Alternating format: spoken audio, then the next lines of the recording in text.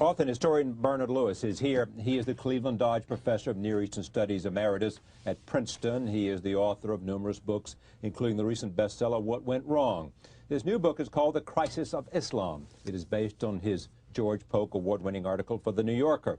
I am pleased to have him back at this table. We had a number of conversations, and there is always a significant response when he comes. Welcome back. I'm delighted to be here again. One thing we have not talked about, we have talked about in passing and we've touched on, important things seem to be happening in the Middle East. Yes, I think so. Tell me how you see it. The president there, the president meeting with the Arabs and preparing to meet with Sharon and Abu Mazen. Well, on both sides, Sharon on the Israeli side and some of the Arab leaders on the Arab side, have said things which not so long ago would have been almost inconceivable. Which means I think that there is a growing awareness among some, I won't say among all, but among some, both among the Israelis and among the Arabs, that they just can't go on indefinitely like this. That they're in a sort of downward spiral that can only lead them to worse and worse troubles. And while by no means all of them take that line, I think some of them have the good sense to see it and to be prepared to make the necessary concessions. And what was necessary to bring them to that point? One, all that they have suffered, both on the Palestinian side, and all that the Israelis have suffered in terms of terrorist attacks and living in fear. Yes, one is certainly suffering, but that is not new, and they have managed to cope with that in the past. Cope with it not in the sense of dealing with it, but in the sense of surviving it and maintaining their previous positions. What I think is a more interesting thing is what happened in Iraq, which I think has changed everything. I mean, if you look at the propaganda of Osama bin Laden especially, but also of many others, the refrain has been the same for the last 10 years, 12 years. The Americans have gone soft. They can't take it. They are pampered mother's boys. Hit them and they'll run. Paper tigers. Paper tigers was the phrase that Osama bin Laden used. Hit them and they'll run. And you have the same litany repeated over and over again by Osama bin Laden and others, Vietnam, the Marines in Beirut, Somalia, and a few other examples from the 90s that one could quote. I had this said to me personally visiting Arab countries a couple of years ago when they talked about the Israeli withdrawal from Lebanon. Someone said to me, the Israelis have become like their American patrons. Which is you can't take casualties. They can't take casualties. Hit them and they'll run. I think what happened in Iraq has come as a rude shock, and I would add a salutary awakening. That America will strike back. That America will strike back. That America will disregard objections from abroad and from at home to do what the government of the United States thinks is needed, and that it will do so with surprising ease. Because it's technologically and militarily and economically so much more powerful than everybody else. Exactly. Now let me ask you this. Do you believe that one of the reasons for pointing the finger at Iraq, especially in the light of all the talk about there are no weapons of mass destruction, was because of what you just said, that the leadership in America, in the Bush administration, especially at the Pentagon, felt it was necessary to show that we had the will and the means to fight and win? That was a reason for going on the attack.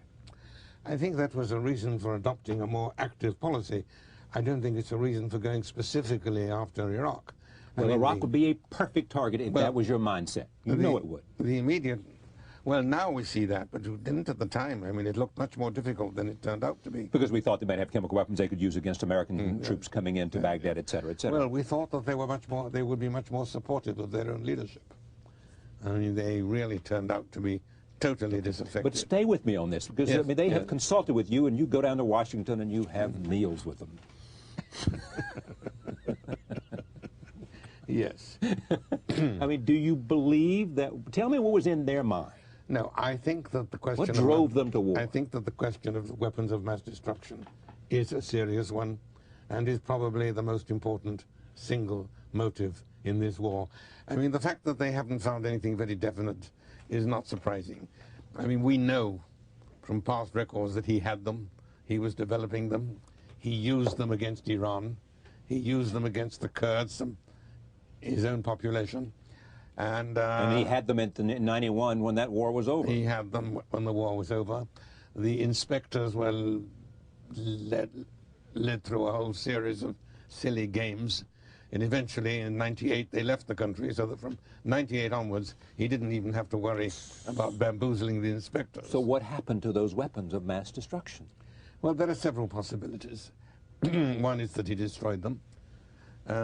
Another is that he moved them elsewhere. Elsewhere out of the country or elsewhere? Either inside the country, it's a large country, don't forget, and or moved them into a neighboring country, and the obvious candidate would be Syria. No, it certainly wouldn't be Iran. I wouldn't say certainly, but it's much less likely. I would say certainly so, because Iran had no love with the Iraqis. I mean, they're not going to be moving weapons back and forth, are they? No, I wouldn't think so. I mean, for every reason, they were mortal enemies. Different religions, different everything. But even mortal enemies can sometimes join forces against what they see as a greater threat. Well, yeah, exactly. I mean, look at World War II. Exactly. Let me just stay within this. So their weapons, you believe they were there, either destroyed them or he hid them or something happened to them. Destroyed them, hid them, or moved them across the frontier. You said on this program with me that you believed that a victory in Iraq would have a positive impact on the Middle East negotiations. This is one of the arguments they made, and you concurred with that argument. And I think what has happened since shows it. Confirms that. Okay. Yes. What is it that happened? And was it simply a muscular America that made circumstances today, or was it something else? I think it's a muscular America, but I think perhaps more important than that, it's a better understanding of what America is about. I mean, for people who live under a dictatorship, even a relatively mild dictatorship, it is impossible to understand the political processes of an open society. They look at America, they look at Israel for that matter, and they simply do not understand what's going on. We see the open debate, the often vigorous argument of a free society. They see division and disunity, hesitation and fear. I think they have been cured of that illusion now. They being? The Arabs. The Arabs in general. The Arabs in general, and more particularly the radical and violent forces among them. You also said on this program before the Iraqi war to me on at least several occasions that what the Arabs really want to see is America stay the course. More than anything, they want to see them stay the course, right? Oh, yes. I mean, remember that what happened in 91 left very bad memories. And what does stay the course mean in the context of today, June 2003? Stay the course, I think, in the case of Iraq, means stay there long enough to restore some sort of order, a functioning modern society, and to take at least the first steps to setting up an Iraqi government which would be decent, law-abiding, civilized. You notice I'm not using the word democratic, right, because that will take longer. I firmly believe that this is possible, but it can't come immediately. And I don't think it would be necessary for us to stay there until that's accomplished. And you certainly don't mean elections. No, election, the holding of a free and fair election is the culmination, not the inauguration, of a process of democratization. And it can come years later, meaning 2, 3, 5 years later? Impossible to predict. But do you believe Reconstruction is going okay in Iraq? I want to come back to the Middle East, which I'm really interested in. Is going as to be expected, or are you surprised by the amount of lawlessness? I had hoped that it would be better. I would hope so. I think that the military preparations were superb in planning and in execution. Even if one takes account of the fact that at the last moment Turkish participation was not forthcoming. Yeah, it made it more difficult. So the entire plan of operations had to be restructured. And yet within a very short time, and without Turkish help from the north, operating just from one side and not from two sides, it was able to win this devastating victory with minimal casualties. We have something new in history. We have a way of waging war in which you try to avoid not only casualties on your own side, but on the other side.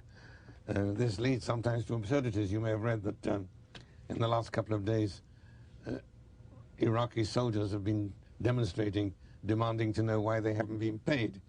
I mean, the idea that soldiers of a defeated army demonstrate and demand that their pay should be provided by the victors must, I think, be the first time you've heard that story in human history that this has ever happened. It is a fascinating thing that they spent so much time trying to be careful about preserving certain aspects of civilian casualties, not to avoid civilian casualties, and to do a whole lot of other stuff. And then a lot of the things they were trying not to do, both in terms of protecting physical structures, have been damaged severely by the absence of security since the war was over. Yes. I think that it would seem that those who were responsible underestimated the magnitude of the problem of maintaining order, maintaining services, and so on. What impact do you think it had on Egypt, the success of this war? On Egyptians and on Egypt, and on the government of Egypt. There are a number of very different reactions in the Arab world. And sometimes you will find contradictory reactions even in the same person in the course of the same conversation. I mean, on the one hand, it is humiliating that a major Arab military power, which has fought several wars in the past, is totally defeated, destroyed, with so little effort, with so little force in so short a time. So little resistance by its own forces. And so little resistance. And so little command and control at the center. This is humiliating, obviously. And this is upsetting in the sense of it offends their national pride, their national self-esteem. And this I can understand. On the other hand, there is the question of what happens next. And here again, there are contradictory responses. There's been a lot of talk lately. Is it possible to build democracy, to build a more democratic order in this kind of society? And you have two fears expressed. The fear that it won't work, which you hear mainly in Europe and America, and the fear that it will work, which you hear in the which you hear among the rulers of the Middle East. Because a genuinely democratic, or even a moderately, decently democratic regime in Iraq would be a mortal threat to all the surrounding tyrannies. A threat to Egypt? A threat to all of them. A threat to Saudi Arabia? Very much so. I mean, these are all more or less authoritarian regimes. Egypt probably less than the others. Egypt and Jordan are probably the least. Would it be a threat to Jordan, to the kingdom? It could be, but I think Egypt and Jordan are probably the least threatened. But certainly Saudi Arabia, certainly Iran, certainly Syria are most immediately threatened. Back to Israel and the Palestinians, what's the chances, do you believe, of some kind of this roadmap working? Well, I don't have too much confidence in the roadmap as it is. I looked at it, and parts of it